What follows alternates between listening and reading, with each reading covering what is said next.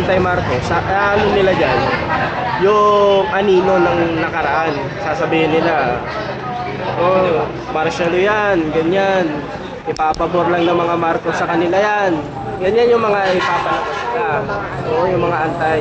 Pero yung mga pro-Marcos, ano naman Yung mga pro, ang ano kasi talaga dyan, dapat magkaroon talaga ng information drive.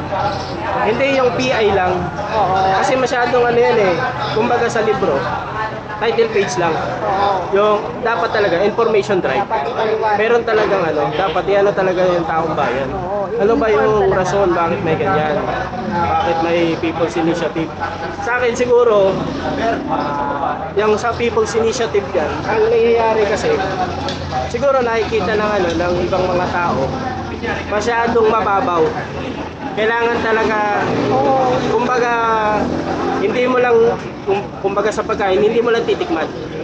Ubusin mo muna para masatisfy ka. Maano mo talaga yun, buong wisdom noon, ganyan. Yung libro, hindi ka lang title page. Basahin mo yung buong libro para the wisdom itself na galing doon, maintindihan mo, maunawaan mo. Yun yung para sa, talaga siguro mag-double time yung Congress ng information drive bago sila People's Initiative. Kasi ngayon ang parang minamadali. Yun yung nangyari. So yun ang kamalian nila.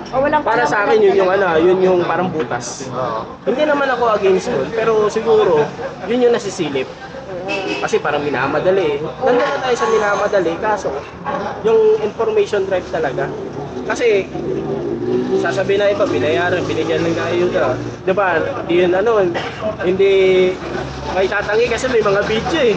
May mga video na lumalabas eh. Yun yung mahirap. Kasi ngayon, modern na tayo, may social media. Pwede sila mag-capture ng picture, ng video, i-upload nila, ganyan. Yun yung mahirap. So, ang nangyayari tuloy ngayon, pinapakinggan ng mga pro-Marcos ang mga anti-Marcos. Kaya, hindi naman siguro sa pinapakinggan. Ang nangyari kasi yan. nga hindi nga nila naiintindihan masyado yung Chacha. Kaya yung mga negative na balita tungkol sa Chacha, yun na lang ang naitatanim nila sa utak nila. Sa akin, first encounter ko yung word na Chacha, charter change. Panahon ni Gloria pa. Ako noon? First year college, 2009. Tagal. Doon pa yan eh. Panahon pa ni Pinoy, may Chacha na panahon ni Duterte, federalism naman.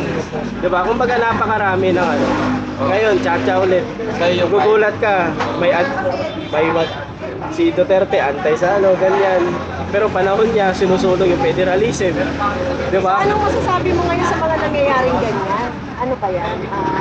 Political strategy? Tingin mo, naniniwala ka ba na pag nabago ito, ito ba yung masasabing uunlad talaga ang bansang Pilipinas? Kung yung overview na pinapakita or ine-explain sa atin ni PBBM or gusto mangyari ni Pangulong Bongbong Marcos, yung economic provision, kasi yun eh, parang meron kasing portion daw, kasi yun yung parang may portion si 1987 Constitution, yun yung isisting natin ngayon eh, na naglilimita sa mga foreign investor na imbes na mag-invest sila sa Pilipinas, pumunta ng Vietnam, pumunta ng Thailand, pumunta ng Malaysia, Indonesia, sayang talaga.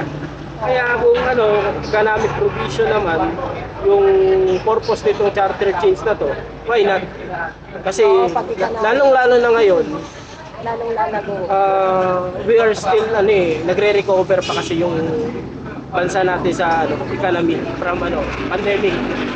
So para lahat naman ng bansa apektado ng pandemic, then nagre-recover tayo. Siyempre, yung presidente natin si Pangulong Bongbong Marcos, lahat ng possible na paraan na naiisip niya, sa tingin niya tama, sa tingin niya maganda ang kalalabasan, itatry niya, susubukan niya. And nakikita niya itong economic provision ng charter change na magiging positibo yung yung input sa ekonomiya ng Pilipinas, same sa Maharlika Investment Fund. 'Di ba? Nakita ni Pangulong Bongbong Marcos with the help of the Congress, House, at Senate na ito magandang magiging epekto nito, makakapag-invest tayo, kikita yung bansa natin.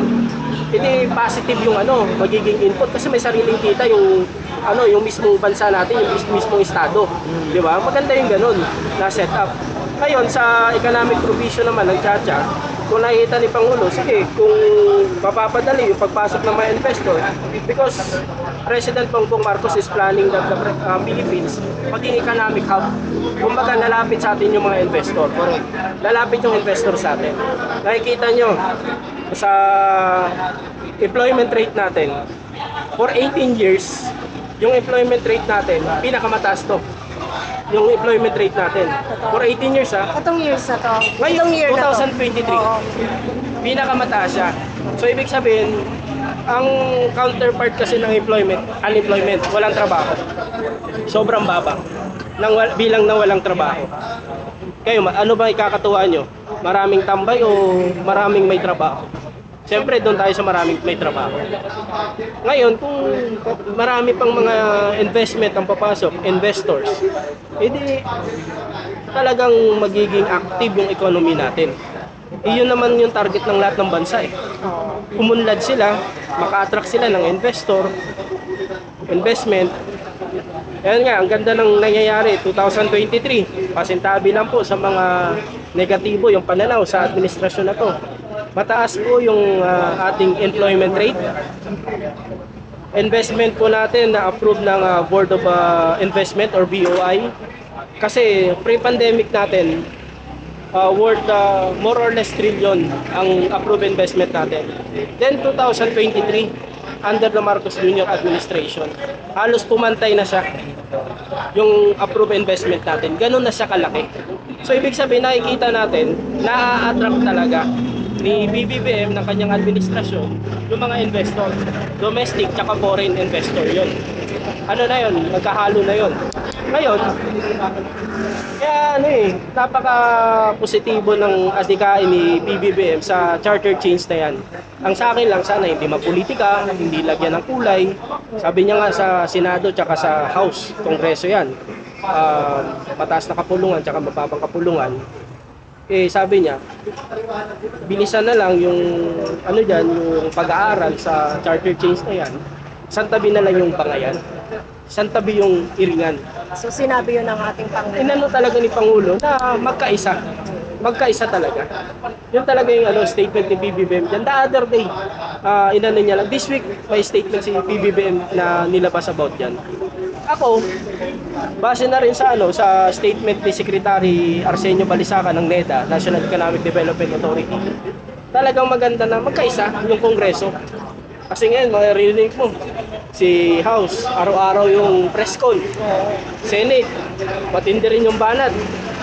Especially Senator Amy, talagang hindi rin papatalo. Ganyan. Ang nangyayari kasi dyan, sabi ni Secretary Balisacan ng NEDA, isa po yan sa economic manager ni Pangulong Bongbong Marcos. Ang mangyayari dyan, baka yung investor mag-withdraw sa atin. Kaya nga sa mga Baka layuan tayo. Oo nga Lalapit na, makikita. Mismong Kongreso pala ng Pilipinas, Senado at Kamara, nag-aaway. Hindi magkasundo. Kasi itong mga investor, tumitingin din sa mga bansa na mayroong parang safeguard, kumbaga sure sila na yung kapital, yung pera na ibubuhos nila sa bansa na yun, secured under the law. Yung mga lawmakers mismo nagkakagulo. Diba? Magdadala ng isip yan. Kaya sabi ni Secretary Balisacan, sana itigil yan, yung ganyan Bangayan. Kasi merong epekto yan pagdating ng panahon sa ekonomiya ng bansa. Kaya ako 100% supportado ko yung adhikain ni Pangulong Bongbong Marcos para sa economic provision ng charter change. Basta kumbaga outsource lahat ng possible na nakikita ni Pangulo sa tingin niya, sa pag-aaral niya, si BBBM napakatalino na tao yan, na kung makakatulong na mag-improve pa yung ekonomiya natin. Kasi kung hindi natin susubukan, paano natin malalaman? Diba? Kailangan subukan natin. Kasi minsan yung iba, hindi pa nga nasusubukan, may conclusion na. May mga comment. Papalpak tayo dyan. Oh. Tanong, sinubukan mo? Hindi. Kung masubukan muna natin, bago, hindi tayo pwede dito. Subukan natin yung panukala ni Pangulo. Maganda, ma-certified as urgent talaga ni Pangulo yan. Sir, putulin lang kita. Sa palagay mo, pag ito'y napasa ni Pangulong Bongbong Marcos, sa Sa tingin mo, ito na ba yung possible na umangat na naman ang Pilipinas at kilalanin naman tayo ng iba't ibang bansa? Hindi ko masasabi na ito na, pero isa ito Oo. sa Uy. kumbaga option ni PBBM. Marami pa yan, marami pang alas yan na ilalabas. Nagsisimula na si Pangulo eh. Yung mga foreign trips niya, akala ng iba biyahe lang yan. Kasi ang bihira. Sino bang presidente hindi bumiyahe? Si Gloria, si Lahat Era, naman bumiyahe. si Pinoy, si Digong. Bumiyahe lahat yan. May mga foreign trips yan. Ngayon, excuse me. Ngayon, pagkarating kay PBBM, yung ano na yan, charter case ng economic provision, sabi ko nga kanina, subukan natin kasi ina-outsource ni Pangulo ang lahat ng mga pwedeng magiging paraan para umunlad pa tayo ang Pilipinas. At tulad yan ng Marlica Investment Fund or investment sovereign wealth fund natin, yung iba negatibo kaagad, wala pa nga. Eh ngayon, ayan na. Masusubukan na natin yung galing ni PBBM dyan. So far, si Pangulo is 1 year and 8 months pa lang is coming katapusan ng buwan. 1 year and 8 months. Si PBBM, ngayon, siguro while we are recording this video, 28 and 29 si PBBM babiyahin na naman ng Australia. Aalis na papuntang Australia. Ayan pupunta ng Australia si Pangulo. Baka iba na naman yung isipin ng iba.